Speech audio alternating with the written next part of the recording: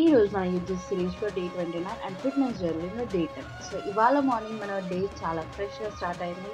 ఇంకా మిర్రర్లో ఫేస్ చూసుకుంటే చాలా చాలా గ్లో ఇస్తుంది. The only reason behind it నా skin care and cold water face steps. దానివల్ల మన ఫేస్లో పోర్స్ అన్ని టైటన్ అయిపోయి ఫేస్ కొంచెం గ్లోగా టర్న్ అవుట్ అవుతుంది.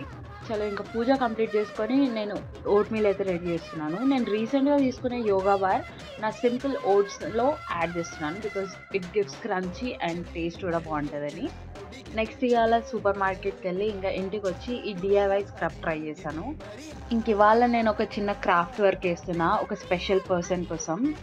అది చూడగానే నా దగ్గర ఉన్న 2 షేడ్స్ ఆఫ్ రిబ్బన్స్ తోటి బోస్ లాగా వాల్కి పేస్ట్ చేశాను. ఒకవేళ మీ దగ్గర ఫ్రేమ్స్ అయినా పోస్టర్స్ ఏం లేకపోయినా ఇలాంటి రిబ్బన్స్ తోటి కొంచెం వాల్ని ఏస్థెటిక్గా చేయొచ్చు.